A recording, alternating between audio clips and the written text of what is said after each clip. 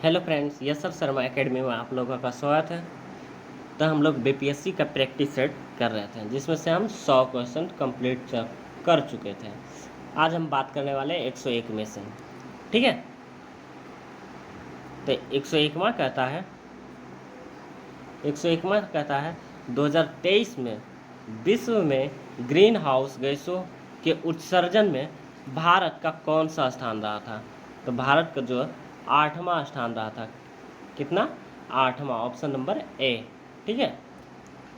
102 कहता है राष्ट्रीय उद्यानों में आनुवांशिक विविधता का रख रखाव किया जाता है। किसके द्वारा किया जाता है? तो वो इन सीटू संरक्षण द्वारा, ऑप्शन नंबर ए, ठीक है।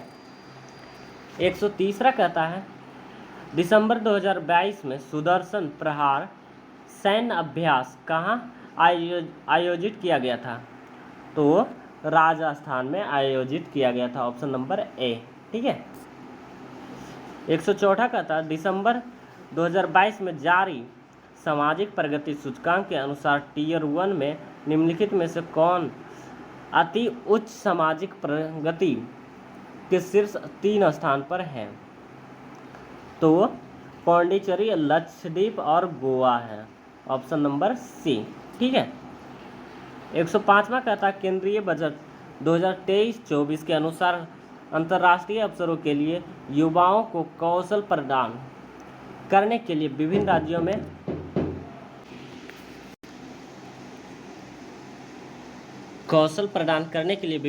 में कौशल भारत अंतर्राष्ट्रीय केंद्र स्थापित किए जाएंगे। तो कितने? तो 30, ऑप्शन नंबर डी, ठीक है। 30 केंद्र स्थापित किए जाएंगे।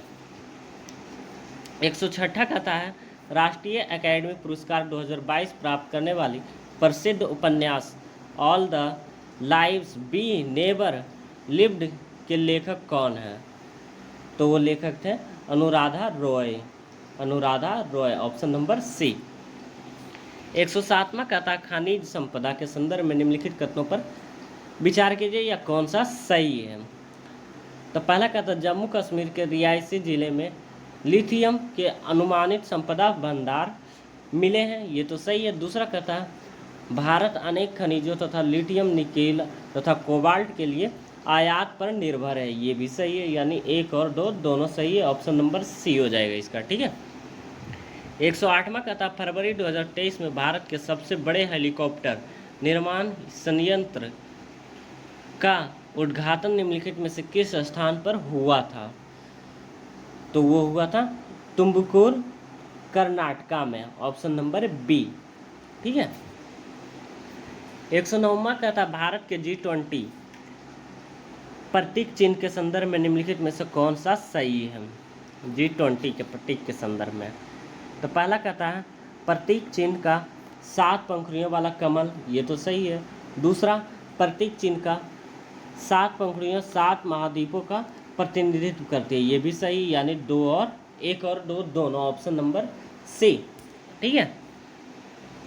110वां कहता निम्नलिखित में से किस स्कॉर्पिन श्रेणी का पनडुब्बी को जनवरी 2023 में भारतीय नौसेना में शामिल किया गया था। तो वो था INS बागीर, ऑप्शन नंबर ए, ठीक है। 111वां नंबर कहता है दिसंबर 2022 में न्यूजीलैंड ने अगली पीढ़ी के लिए धूम्रपान पर प्रतिबंध लगाने वाला विश्व का पहला कानून पारित किया। न्यूजीलैंड का लक्ष्य तक धूम्रपान मुक्त होना है, यानी किस वर्ष तक धूम्रपान मुक्त होना है लक्ष्य, ठीक है। तो वो है 2025, इसी वर्ष, ठीक है। 2025 तक ही था उसको धूम्रपान मुक्त होना, अब 2026 वो मुक्त हो गया, ठीक है। Option number B. 112 कहता है जनवरी 2023 में किस एयरलाइन का विमान नेपाल में दुर्घटनाग्रस्त हुआ था। तो वो था यति एयरलाइन, ऑप्शन नंबर सी। 113वां कहता है निम्नलिखित में से किसने स्पेयर पुस्तक लिखी। तो वो थे प्रिंस हेनरी ने, ऑप्शन नंबर ए। 114 नंबर कहते हैं पोप बेनेडिक्ट 16वें, जिसके हाल में निधन हुआ, कि उनके संदर्भ में निम्नलिखित कथनों में से कौन सा सही है? तो पहला कहता है वह जर्मनी के मूल निवासी थे, ये तो सही है। दूसरा कहता है वह 600 वर्षों में इस्तीफा देने वाले पहले पोप थे, ये भी सही है। यानी 1 और 2 दोनों, ऑप्शन नंबर सी। ठीक है। 115 कहता है SCO फिल्म महोत्सव 2023 में निम्नलिखित में से कौन सा कथन सही है? तो पहला कहता है संघीय सहयोग संगठन की भारत की अध्यक्षता के दौरान SCO फिल्म महोत्सव आयोजित किया जा रहा है, ये तो सही है। दूसरा कहता है SCO फिल्म महोत्सव में SCO देशों की फिल्मों की दिखाई जाएगी, ये भी सही है। यानी 1 और 2 दोनों, ऑप्शन नंबर सी। 116वां कहता है निम्नलिखित में से किसे जनवरी 2023 में न्यूजीलैंड प्रधानमंत्री के रूप में चुना गया? तो वो थे क्रिस हिप्किस को। ठीक है, ऑप्शन नंबर बी। 117वां कहता है डीकेन विश्वविद्यालय के संदर्भ में निम्नलिखित कथनों में से कौन सा सही है? तो पहला कहता है यह एक स्वतंत्र परिसर के माध्यम से भारत में प्रवेश करने वाला पहला विदेशी विश्वविद्यालय है, ये तो सही है। दूसरा कहता है इसे महाराष्ट्र में स्थापित किया जा रहा है, ये कथन गलत है। ठीक है, ऑप्शन नंबर एक ही केवल एक सही है, ऑप्शन नंबर ए हो जाएगा इसका राइट। 118वां कहता है भारतीय मूल के किस व्यवसायी को साउथ बर्क के लंदन बॉरो का मेयर दूसरी बार चुना गया? तो वो थे सुनील चोपड़ा को, ऑप्शन नंबर ए। ठीक है। 119 कहता है 25 दिसंबर 2022 को निम्नलिखित में से किस देश द्वारा 1 जनवरी 2005 के बाद जन्मे हुए पुरुषों के लिए 1 वर्ष की सैनिक सेवा अनिवार्य कर दी गई?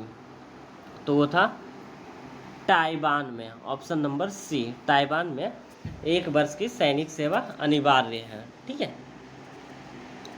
120वां नंबर कहता है 2 फरवरी 2023 में निम्नलिखित में से किस देश के केंद्रीय बैंक ने अपने करेंसी नोट के से ब्रिटिश राजशाही को हटाने की घोषणा की?